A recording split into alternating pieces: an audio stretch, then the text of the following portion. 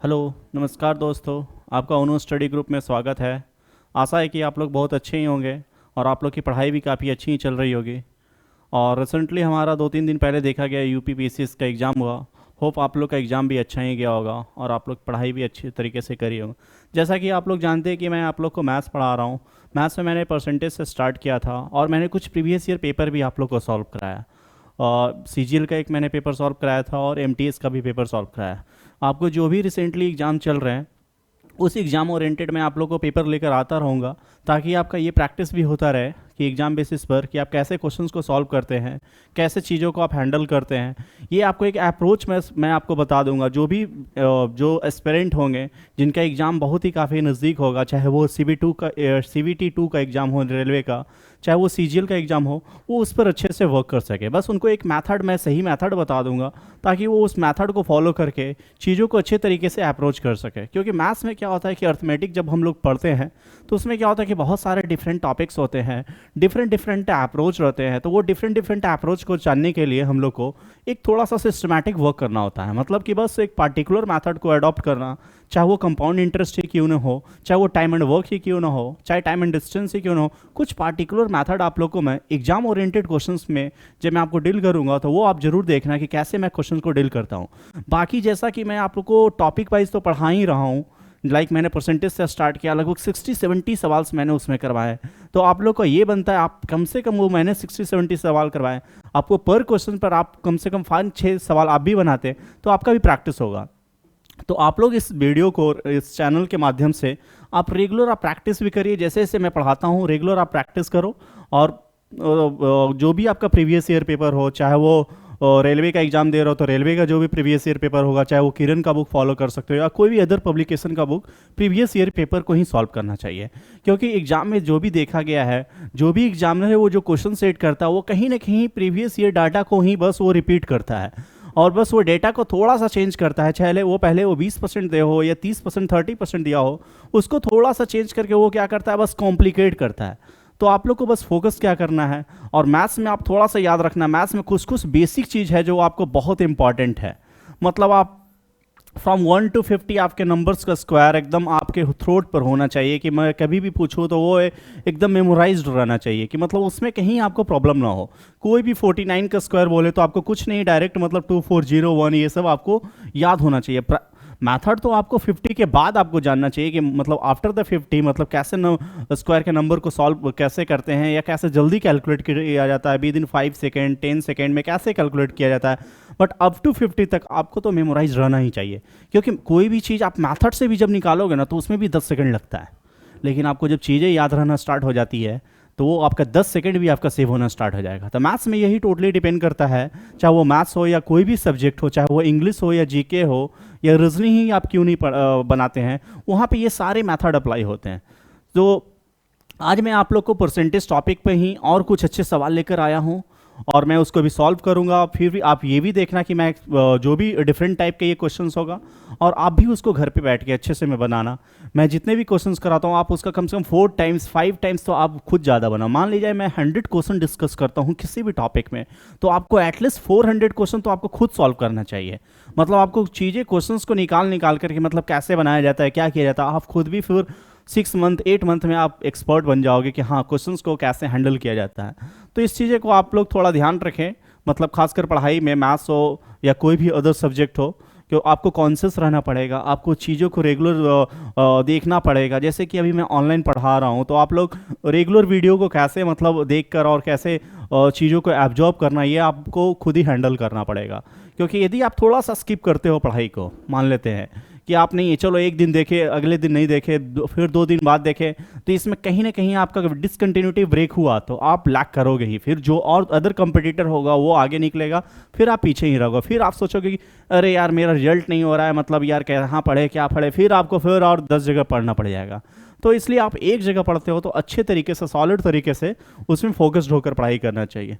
चलिए मैं आपको फर्स्ट क्वेश्चन की ओर ले चलता हूँ, परसेंटेज का। वो आप देखो कि कैसे हम इस क्वेश्चन को सॉल्व करेंगे। मैं आप लोग को बस 20-30 सेकंड पहले टाइम दे रहा हूँ कि आप इस क्वेश्चन को पढ़ें और खुद भी ट्राई करने का सॉल्व करें कि कैसे इस क्वेश्चन को सॉल्व किया जाता है। फिर मैं आपको बताऊंगा कि कैसे इस क्वेश्चन को और भी डिफरेंट मैथड से बनाया जा सकता था। तो आप क्वेश्चंस को पढ़ सकते हैं, ये स्क्रीन के ऊपर है हमारा। एक परीक्षा में जिसमें पूर्णांक 500 थे, मतलब वो टोटल मार्क्स जो है एग्जामिनेशन का वो 500 है, और एक को बी की अपेक्षा 10% कम मार्क्स मिले। ए को जो है बी के कंपैरिजन में 10% कम नंबर मिला है, मतलब बी को यदि 100 मिला तो ए को कहीं ना कहीं 90 नंबर मिला है। और उसके बाद क्या देखा गया है सेकेंड लाइन में, उसी में बी को सी की अपेक्षा 25% अधिक मार्क्स मिले, मतलब बी जो है 25% ज़्यादा मार्क्स पाया है सी के कंपैरिजन में। एंड अनदर लाइन क्या है हमारा, और सी को डी की अपेक्षा 20% कम मार्क्स मिले हैं। सी जो है 20% कम मार्क्स पाया है किससे, डी के कंपैरिजन में। तदनुसार ए को 360 अंक मिले तो डी को कितने प्रतिशत अंक प्राप्त हुए, मतलब how much percent did got in the examination, मतलब total marks is given is that 500। 500 नंबर का एग्जाम हो रहा है, उसमें डी को कितने प्रतिशत मार्क्स मिला है, ये क्वेश्चन में पूछा है। तो आप क्वेश्चन को देखे हो, बहुत सारे बच्चे इसमें कंफ्यूज होंगे, क्या सोचेंगे कहाँ से स्टार्ट करें क्वेश्चंस को। सबसे बड़ा सवाल डाउट यही होता है कि क्वेश्चंस को कहाँ से स्टार्ट किया जाए। पहला प्रॉब्लम यही होता है जब लैंग्वेज वाले जो क्वेश्चंस होते हैं, इसमें आप कोई भी मैथ्स के क्वेश्चंस को सॉल्व करते हो, वहाँ पर सबसे बड़ा मेन प्रॉब्लम क्या आता है कि क्वेश्चंस को स्टार्ट कहाँ से करें। स्टार्टिंग से करें, जो डाटा दिया हुआ वहाँ से चालू करें, या लास्ट से चले, या बीच से चले। बहुत सारे ऐसे क्वेश्चंस होंगे जिसमें आप स्टार्टिंग से चलोगे, लास्ट तक जाओगे, तब मेथड से सॉल्व होगा। बहुत सारे ऐसे भी सवाल आएंगे, बहुत कम ही ऐसे सवाल आते हैं जिसमें हम लोग लास्ट से चलते हैं कि जो लास्ट डाटा दिया हो उसी के अकॉर्डिंग धीरे धीरे पीछे जाते हैं, तब वो क्वेश्चन सॉल्व होता है। और कुछ कुछ सवाल आपको ऐसे भी मिलेंगे जो मिड में गिवन है तुम्हारा डाटा, उसके अनुसार से चलने पर क्वेश्चन सॉल्व होता है। और यहाँ पे ये जो क्वेश्चन दिया हुआ ये जल्दी तभी बनेगा जब हम लोग लास्ट से चलेंगे, कि वो लास्ट का कंपैरिजन से लेकर स्टार्ट करेंगे, फर्स्ट में आएंगे। तो सबसे पहले इसमें क्या होता है कि ABCD तो आप कॉपी पे लिख लो ऐसे, ये तो लिखने में उतना टाइम लगेगा नहीं। उसके बाद देखो क्या बोला है लास्ट लाइन यहाँ पे, सी को डी के कंपैरिजन में 20% कम मिला। मान लीजिए कि इसको यदि 100 मिला होता तो इसको कहीं ना कहीं क्या मिला होता, 80 मिला होता।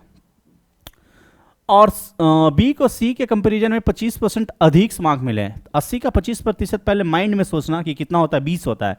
अब इसका यदि हम 25% इंक्रीज करेंगे और ये इसमें से 20% डिक्रीज हुआ है, यहां से पहले घटा फिर 25% बढ़ाना, मतलब फिर ये 100 बन गया। अब फाइनल स्टेटमेंट क्या बोला है ऊपर में, ए को बी के कंपैरिजन में 10% कम मार्क्स मिले। यहां पे इसको कितना 10% कम मार्क्स मिला है, तो 100 से ये कितना जाएगा 90।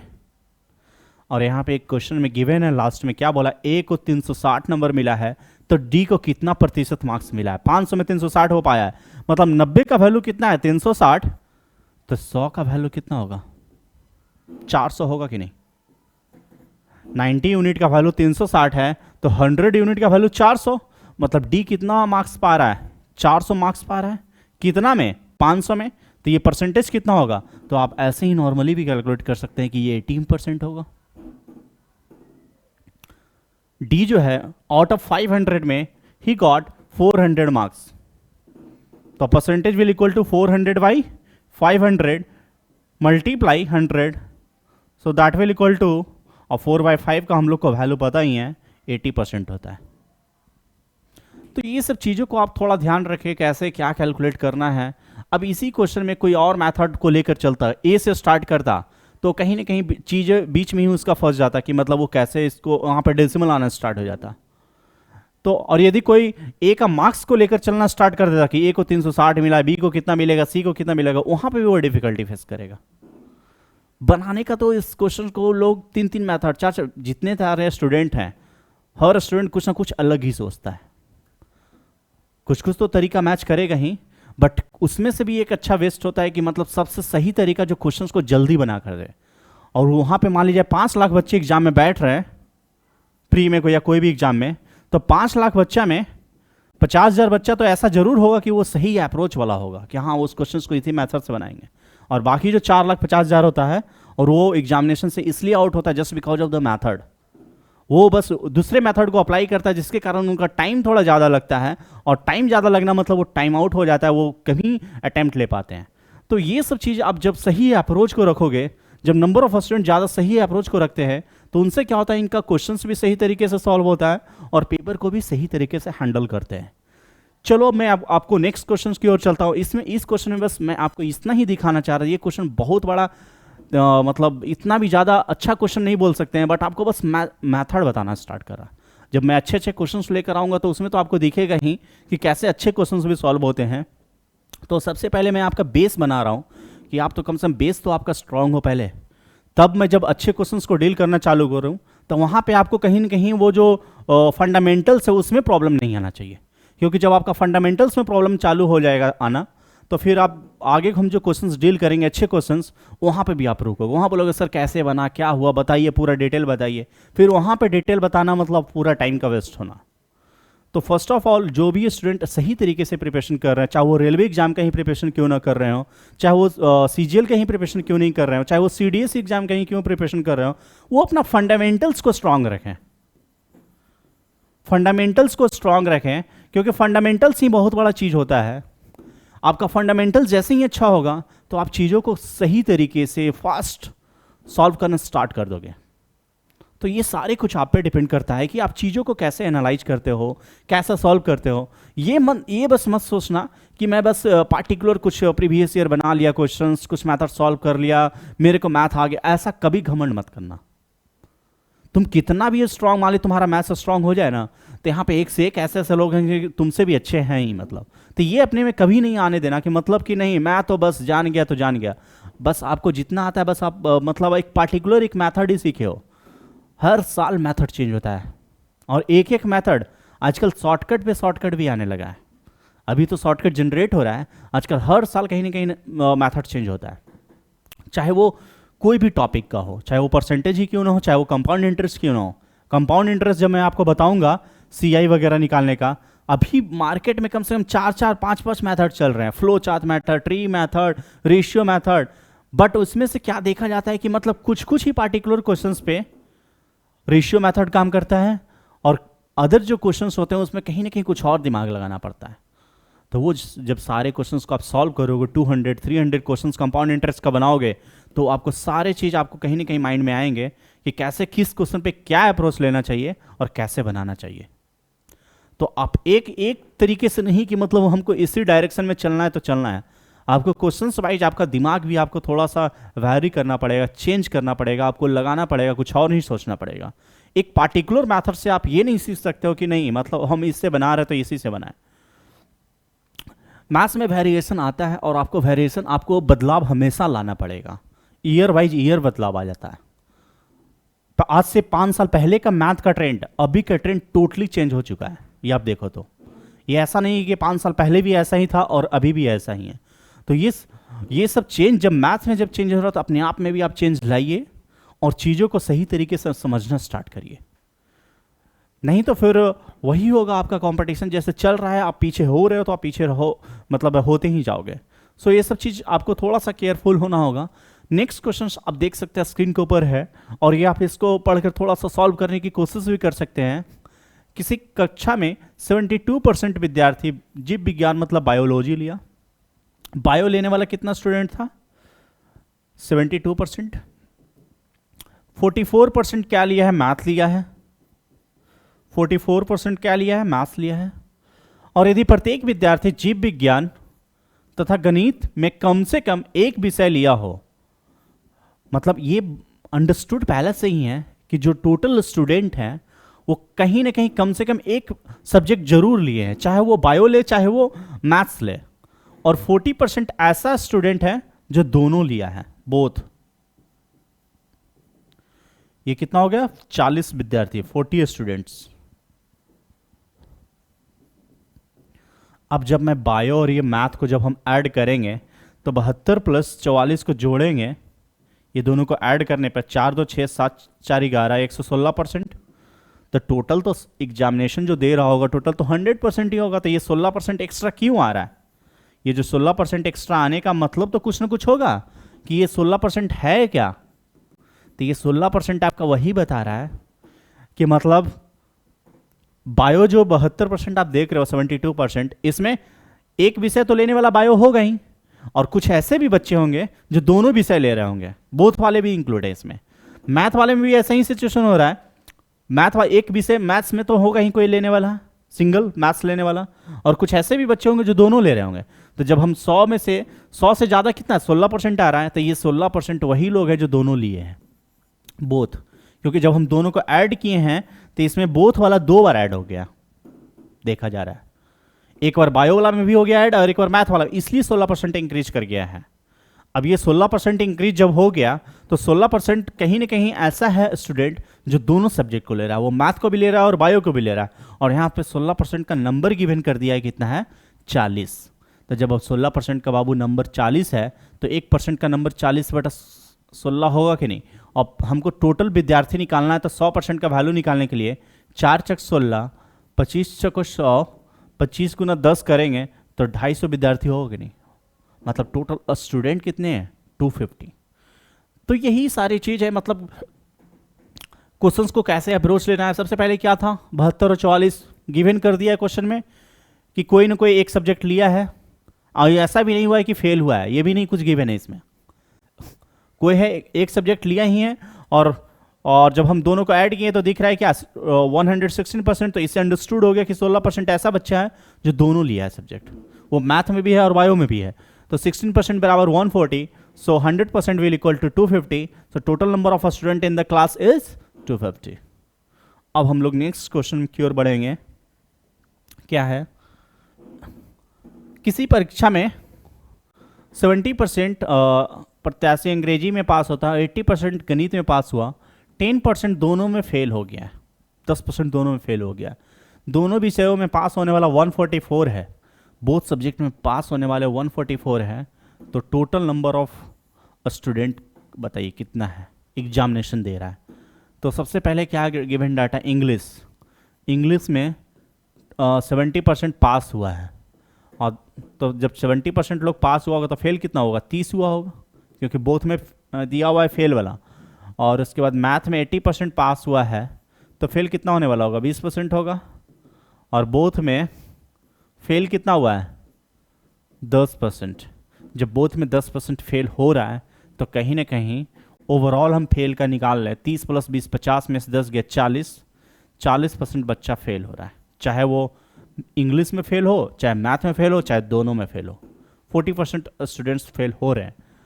अब यहाँ पे नंबर क्या गया हुआ ये इस पे गौर करेंगे। 144 जो दिया हुआ वो पास होने का दिया हुआ, तो 40% फेल होने का है, तो मतलब 60% बच्चा पास भी हो रहा होगा। 60 बराबर 144, तो 1 बराबर 144/60। तो टोटल स्टूडेंट निकालना है तो 100 से गुना करेंगे, 1 0 से 1 0 कैंसिल, और इसको इससे काटेंगे तो 24 आएगा। 24 × 6 144 होता है, तो यहाँ से आ गया 240, मतलब 240 हो गया। अब ये थोड़ा सा आपको मल्टीप्लिकेशन वगैरह क्या है, जैसे 12 × 12 होता है 144, ये सब चीज़ थोड़ा याद होना चाहिए। 16 × 9 16 नमा 44 से होता है, 18 × 8 44 से होता है, 24 × 6 44 से होता है, 72 × 3 72 × 2 144 होता है, 36 × 4 144 होता है, 48 × 3 144 होता है। तो ये सब चीज़ थोड़ा सा आप कैलकुलेशन करते करते याद हो जाना चाहिए, नहीं तो नहीं याद होगा तो फिर आप गुना करने बैठोगे या कुछ भी सोचोगे, टाइम ज़्यादा लगाओगे। तो मल्टीप्लिकेशन वगैरह का जो भी रूल है, मतलब आपको ऐसा एक प्रोसेस स्पीड आ जाना चाहिए कि जैसे ही कुछ कैलकुलेशन दिखे कि 12 × 13 आ रहा है कितना होगा 156 होगा, ऐसे करके मतलब 24 × 25 आ रहा है मतलब कहीं ना कहीं वो 600 होगा। तो इस चीज़ों को थोड़ा सा हैबिट लाने की कोशिश करो कि कोई भी मल्टीपल हो नियरेस्ट में हो उसको हम कैसे जल्दी करें, क्योंकि एग्जामिनेशन में ये भी आपका टाइम सेव करता है। मैथ्स में छोटे छोटे चीज़ में ही टाइम को बचा कर ही आगे टाइम बचाया जाता है। नेक्स्ट देखें हम लोग, एक परीक्षा में किसी प्रत्याशी ने 30% अंक प्राप्त किए हैं और 6 अंकों से फेल हो गए।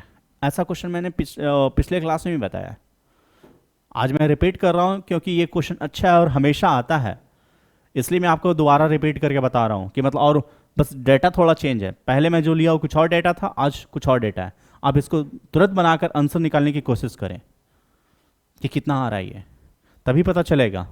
अपने आंसर को आप कमेंट भी कर सकते हैं। 30% अंक प्राप्त किए तो क्या हो गया 6 अंकों से फेल हो गया है, मतलब 30% नंबर ला रहा है तो बच्चा क्या हो रहा है 6 मार्क्स से फेल कर जा रहा है। 30% मार्क्स लाने पर 6 मार्क्स से क्या हो गया, फेल हो गया, फेल। जब वो 40% अंक प्राप्त कर रहा है तो बच्चा क्या है, 6 मार्क्स ज़्यादा ले आ रहा है, मतलब जितना पासिंग चाहिए था 6 मार्क्स ग्रेस मार्क्स है उसका, पासिंग से 6 नंबर ज़्यादा। 30 लाया तो पासिंग से 6 नंबर कम हो जा रहा है, मतलब पासिंग यहाँ पे है तो एक बार 6 ज़्यादा और एक बार क्या हो रहा है, 6 कम। ये 30% का वैल्यू है और ये है 40% का वैल्यू, बस ऐसा ही कुछ है सीन। तो पूछ रहा है कि अधिकतम अंक, टोटल अंक कितना है एग्जामिनेशन का, तो कुछ नहीं करना था बाबू इसमें। 40 में से 30 गया कितना हो गया, 120। 40 में से 30 गया तो कहीं ना कहीं 120 तो नहीं होगा, क्योंकि गुना तो नहीं कर रहे हैं चाहते, ये तो 10% होगा। और 6 नंबर एक बार कम आ रहा है और एक बार 6 नंबर ज़्यादा आ रहा है, तो दोनों को जब हम डिफरेंस जब हम परसेंटेज में लिए तो 10% का हो रहा है, लेकिन यहाँ पे नंबर्स का डिफरेंस करेंगे तो ये कहीं ना कहीं 6 इधर और 6 इधर दोनों साइड ऐड होगा, तो ये बनेगा 12 मार्क्स बनेगा कि नहीं, 12 मार्क्स। इट मीन्स हम लोग क्या देख रहे हैं कि 10% का वैल्यू 12 मार्क्स है, तो टोटल एग्जाम कितना परसेंट का होता है, 100% का। 100% बराबर 120 मार्क्स होगा कि नहीं, और 120 आपको दिख रहा है कि ऑप्शन 2। तो ऐसे ऐसे सवाल में बताइए क्या कुछ करना है, मतलब कुछ तीर मारना होता है, नहीं मारना होता है, लेकिन बच्चे लोग मारते रहते हैं। अब जब आप मार ही रहे हो, मतलब आप उतना कर ही रहे हो प्रोसेस, तो क्या होगा फिर, आपका टाइम तो लगेगा ही। सही अप्रोच लगाओ, सही चीज़ लगाओ, जल्दी क्वेश्चन बना के घर जाओ, सिंपल चीज़। तो अब मैं नेक्स्ट क्वेश्चन आपको दिखाऊंगा। ये मैं पार्टिकुलर ये क्वेश्चंस मैं बता रहा हूँ, ये बहुत ही इंपॉर्टेंट होता है और ये कोई ना कोई क्वेश्चंस में आएगा ही। तो इस तरह के मेथड के क्वेश्चंस को आप रट जाओ, मैथ्स में भी रटना होता है। जब आप ज़्यादा प्रैक्टिस करते रहो तो वो रटा ही जाता है फिर, तो उसको तो आपके इतना प्रैक्टिस होना चाहिए, इतना कंसेप्चुअल होना चाहिए, चाहे वो मल्टीप्लिकेशन आपको रटा जाए, चाहे वो डिवीजन रटा जाए, चाहे वो स्क्वायर नंबर्स याद रटा जाए या स्क्वायर रूट हो। क्योंकि जब आपको चीज़ें याद होना स्टार्ट हो जाएगी तो कहीं ना कहीं टाइम तो और बच गया। एक तो है आप कर रहे हो शॉर्टकट से, एक है कि आपको याद ही होना स्टार्ट हो गया। तो पहले तो आप मेथड सीखो, शॉर्टकट वगैरह सीखो, तभी तो याद होगा। ऐसा तो आप चाहोगे आज बोल दिए तो आज परसेंटेज का 400 क्वेश्चन कभी नहीं रट पाओगे। कुछ कुछ अच्छे ही मेथड को रटे जाते हैं और कुछ कुछ अच्छा ही मेथड दिमाग में याद होता है, सेट होता है। तुमको कभी भी बोल देंगे कि किरण का 10,000 क्वेश्चन रट जाओ, कोई नहीं रट पाएगा। और क्वेश्चन रटा हुआ भी रहेगा तो उसको एग्जाम में वो क्वेश्चन आने ही वाला नहीं दिए, तो वो कहाँ से रट के फिर क्या फायदा होगा उसको। क्योंकि अभी पैटर्न भी चेंज हो रहा है, मेथड भी चेंज हो रहे हैं, तो आपको वहाँ पे आपको तो दिमाग अलग लगाना ही है। तो आप रट कर भी आप चीज़ों को पूरा नहीं सॉल्व कर पाओगे। एक हद तक आपको थोड़ा सा हेल्प करेगा, बट पूरा का पूरा रट कर भी चीज़ें नहीं सॉल्व हो सकती है। आपको अंडरस्टैंडिंग, लॉजिकल सब कुछ रहना ही पड़ेगा। जब आपके पास सारा कुछ होता है तब आप रटना थोड़ा स्टार्ट करते हो, वो थोड़ा हेल्पफुल होता है। लेकिन बहुत सारे बच्चे क्या होता है, रटना शुरू से ही चालू कर देते हैं, पहले समझते नहीं है चीज़ों को, स्टार्टिंग से ही रटना चालू, तब तो और नहीं बनेगा फिर, तब तो आप रटते ही रह जाओगे, फिर रटोगे फिर भूलोगे। लेकिन जो इंसान चीज़ों को सीख कर रटता है तो उसको ज़्यादा टाइम तक याद रहता भी है, वो अपने आप याद हो जाता है उसको। नेक्स्ट क्वेश्चन की ओर देखें हम लोग, क्या है, एक इंसान नीलम अपनी कुल आय का 20% मकान के किराए में तथा शेष का 70% घरेलू काम पे खर्च करता है। मतलब 20% क्या कर रहा है, वो रेंट दे रहा है, वो 20% अपना इनकम जितना वो कमा रहा होगा उसका 20% रेंट दे रहा है। शेष का 70%, जो बाकी बचा 80%, उसका 70% कहीं ना कहीं घर खर्च में लगा रहा है। अब उसके पास बच रहा है कितना, 3600 रुपया। मतलब कहीं ना कहीं शेष उसका बचा कितना, 80%। अब 80 का 70% कहीं ना कहीं खर्च कर रहा, तो बचा कितना उसका, 30%। ये कहीं ना कहीं सेविंग है हमारा। तो 80 का 30% सोचेंगे तो कितना आएगा, ये 24। अब 24% का वैल्यू 3600 रुपया है, गिवन है, बता रहा है कि वहाँ बचत इतना है। तो 1% का वैल्यू कितना होगा, 3600 बटा 24।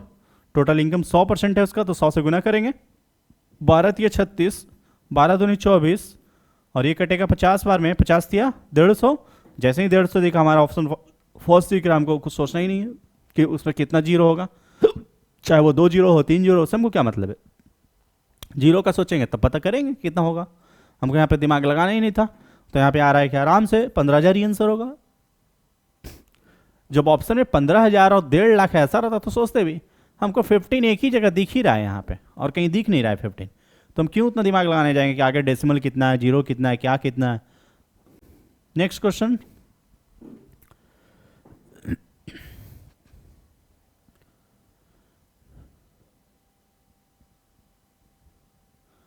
नेक्स्ट क्वेश्चन ये है आपके स्क्रीन के ऊपर। राधा अपने वेतन का 40% भोजन पर और 20% मकान के किराए पर, 10% इंटरटेनमेंट में खर्च करता है और 10% वो ट्रांसपोर्टेशन में। तो सब देख लो कितना खर्च किया है। 40 किया है, फिर 20 किया है, फिर 10 किया है, फिर 10। 40 फिर 60 और 10 20 80% तो खर्च ही कर दिया। तो बचा होगा कितना? 20% बचा होगा। 20 के बराबर है 1500। तो निकालना है कि टोटल इनकम। तो टोटल इनकम 20 को हम 100 बनाने के लिए क्या करेंगे? 5 से गुना करेंगे। 1500 में 5 से गुना करेंगे तो क्या हो जाएगा? 7500। मतलब कहीं ना कहीं आदमी 7500 कमा रहा है। ये तो डायरेक्ट एडिशन वाला था, लेकिन आगे जाकर कुछ ऐसे भी क्वेश्चन आएंगे जिसमें बोलेगा शेष का इतना, शेष का इतना, तो थोड़ा सा मेथड चेंज होता है उसमें। अब यहाँ पे थोड़ा सा है कुछ वैसा ही टाइप का सवाल कि एक व्यक्ति के पास कुछ धनराशि है, उसमें से 20% एक वस्तु को खरीदने में खर्च कर देता है, तो बचा उसके पास कितना? 80%। अब शेष का 5%, शेष का जब हम 5% निकालेंगे तो ये बराबर आएगा कितना? इतना बड़ा 100, मतलब कहीं ना कहीं 4% के बराबर आएगा। इसके बाद उसने 120 रुपये दान भी दे दिया। शेष का 5% परिवहन में खर्च किया, तो 4% खर्च किया, मतलब 80 में 4% गया तो क्या हो गया? 76%। उसके बाद 120 रुपये दान भी दिया है वो, अब बचा है उसके पास 1400 रुपया। तो 76% बराबर यहाँ पे क्या होगा? 15200 1520 होगा। और 1520 मतलब 1520 होगा, क्योंकि 120 हम जोड़ेंगे उसमें तो यही हमारा बनेगा 1520। तो एक तुम्हारे यहाँ से दिख रहा है कि ये 76 का डबल ही होता है 152। तो 1% का वैल्यू 20, तो 100% का वैल्यू कितना हो जाएगा? 2000। आदमी का इनकम 2000 है। पूछा क्या है? परिवहन पे खर्च। तो परिवहन पे कितना करो? यही तो है तुम्हारा परिवहन पे, ट्रांसपोर्टेशन कॉस्ट तो यही है, क्योंकि शेष का 5% खर्च किया है परिवहन पे, तो 4% इसका जब हम निकालेंगे तो 4/100 करेंगे, और 4/100 मीन्स 80 रुपीज़ हो जाएगा। तो बस चीज़ें में थोड़ा सा दिमाग लगाना था कि सबसे पहले क्या गिवन डाटा है। 80% है, उसमें 5% परिवहन में कर दिया, तो बाकी जो बचा होगा 4% में कहीं ना कहीं ट्रांसपोर्ट है। बाकी जो 76% अब बचा है, 80 में से 4 घटा देंगे 76 आ गया। उसमें से 120 रुपये दान दे दिया था, उसके बाद 1400 बच गया है। अब ये 76% बराबर 1520, तो 1 का 100 का, फिर ये 2000। तो यदि इनकम पूछता, कभी कभी इनकम भी पूछ सकता है, यहाँ पे इनकम पूछता तो 2000 आंसर हो जाता। लेकिन वो क्या क्वेश्चन ट्विस्ट कर दिया है? परिवहन पे। तो परिवहन पे 5% नहीं खर्च हुआ है, शेष का 5 हुआ था, वो एक्चुअल में 4% के बराबर है। तो 4 का वैल्यू 80। तो ऐसे ही सवाल पे आपको ध्यान देने होंगे, कैसे क्वेश्चंस को बनाते हैं, कैसे डील करते हैं। नेक्स्ट क्लास में मैं आपको कुछ और अच्छे क्वेश्चंस पे लेकर आऊँगा, और तभी मैं अभी टॉपिक को मैं फिनिश करूँगा। जब मैं और भी अच्छे क्वेश्चन सॉल्व करूँगा, उसके बाद ही फिर मैं आपको इससे related he profit and loss start करूँगा मैं आप लोग को। तो आज मैं आप लोग को इतना तक ही रखता हूँ। मिलता हूँ अगले क्लास में।